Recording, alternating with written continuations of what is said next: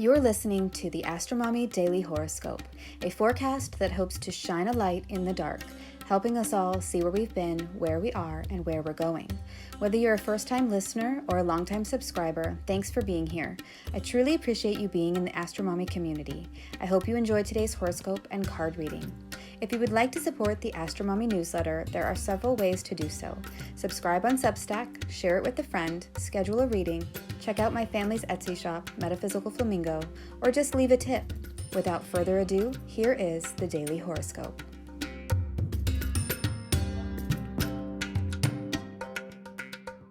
Facing new beginnings with curiosity, not fear. Weekend horoscope for Saturday and Sunday, April 22nd through the 23rd, 2023. Good morning, friends. I feel very off today. I'm not sure if it's the Mercury retrograde or the eclipse energy, but I just feel out of sorts. The sky outside this morning is literally green with dark gray clouds in the background. There is definitely a storm coming. Just checked the weather. Yep, heavy thunderstorms and rain all day. Astrology is like tracking the weather. We notice a green-gray glow to the day, and when we check the chart, our suspicions are confirmed in the heavens.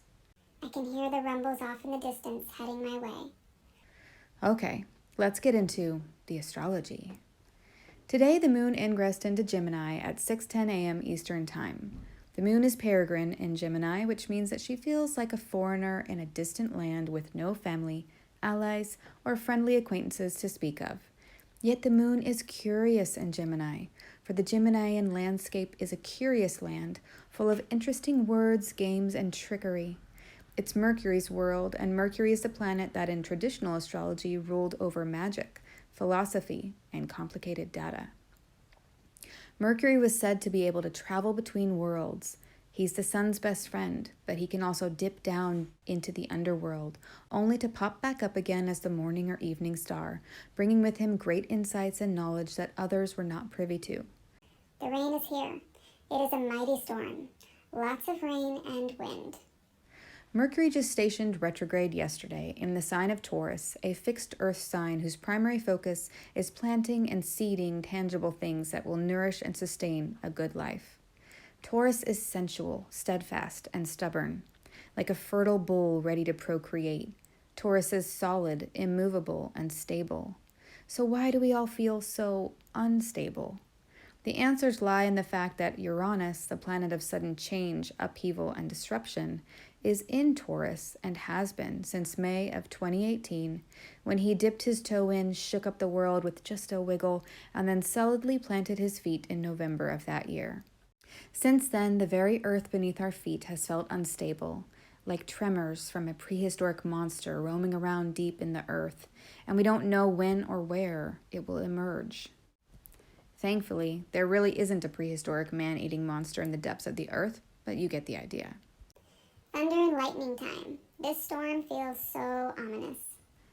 So we have the moon in Gemini this weekend, feeling a bit lost and out of sorts, a little too analytical, yet socially curious and easily excitable, and we have Mercury in Taurus now retrograde, going back over things that they are trying to build and create. Why, just this morning I went on a little rabbit hole reading about writing and rethinking how I write and what I write and all that jazz. And we have Uranus, a key player in this Mercury retrograde because 1, he is co-present with Mercury, and 2, Mercury started his retrograde only 2 degrees 15 minutes away from a bodily conjunction with Uranus. It was like Mercury was approaching Uranus and then said, "Psych," and turned around to go the other way. Almost like he got cold feet or something. When Mercury and Uranus conjoin, it can bring about sudden change to one's environment, way of thinking, or communication. The moon in Gemini will make a couple of important aspects on Saturday, a trine to Pluto in Aquarius and a square to Saturn in Pisces. The trine to Pluto could mean that things from the depths easily come to the surface, and both planets in air signs, I would say this may have to do with communication, social activities, and forms of relating of all kinds. Both Gemini and Aquarius are about relating with others, flitting about socializing, conversing, and networking, so we could have an easy time getting into interesting and deep conversations on Saturday. Moon square Saturn, on the other hand, does not represent an easy time, but rather a moment where we can get really serious about what we believe, love, and feel is divinely guiding our life. So there may be gravity or pressure to contain our emotional selves on Saturday. On Sunday, the moon in Gemini will conjoin Venus in Gemini, so this could be a great time for affection, laughter, fun, and games. Playfulness may be in the air. Also on Sunday, Mercury retrograde in Taurus forms a sextile to Mars in Cancer, so this means that there is energy to get some stuff done that you've been wanting to do for a while. This may have to do with paperwork you've been meaning to get to or piles of clutter in your home that need to be cleared away. With Mars in the homey sign of Cancer, this could literally be folding that pile of laundry that you have on your couch, or switching out your winter clothes for your spring wardrobe, or cleaning out your car. Whatever physical improvements you can make to your environment this weekend that will make you feel better, I feel you will have the desire and energy to do so, and it's a great weekend to get those things done. All in all, I feel that this weekend is going to be pretty nice and easy, except for the moon square Saturn on Saturday. That could bring in a serious storm that you have to deal with. Everything else, eclipse and Mercury retrograde energy aside, looks pretty calm. Let's move on to a 3-card spread for the weekend that represents the situation, obstacle, and the advice. In this spread, the Page of Swords, the situation, is crossed by the Page of Pentacles, the obstacle, and both are supported by Magus, the advice, below the crossed cards. The card that represents the situation, Page of Swords.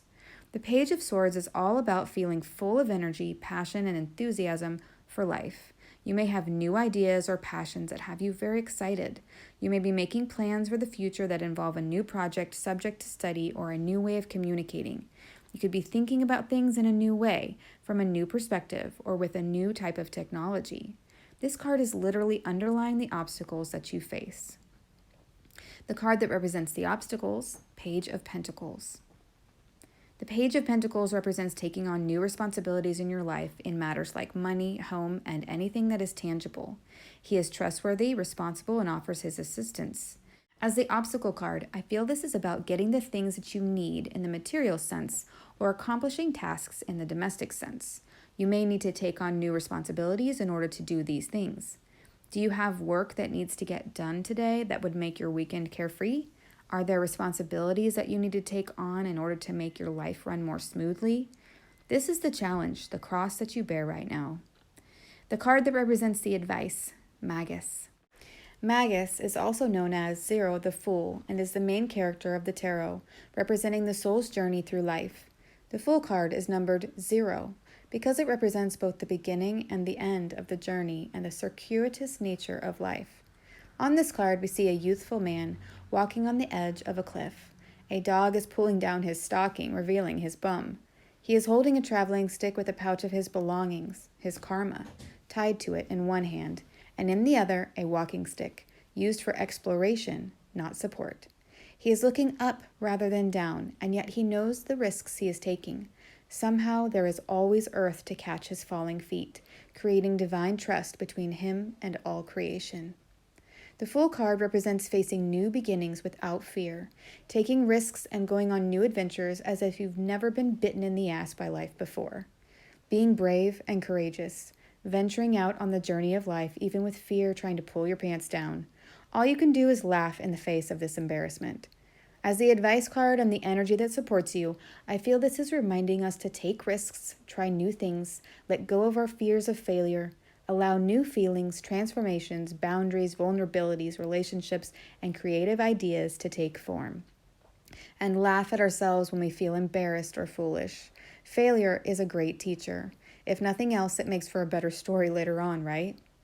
So to recap, the situation is that we are armed and ready for something new in life, a new way of communicating or a new way of thinking. But the challenge is that we have all of these tasks that need to be done or items that need to be checked off our list and accounted for before we can begin our projects.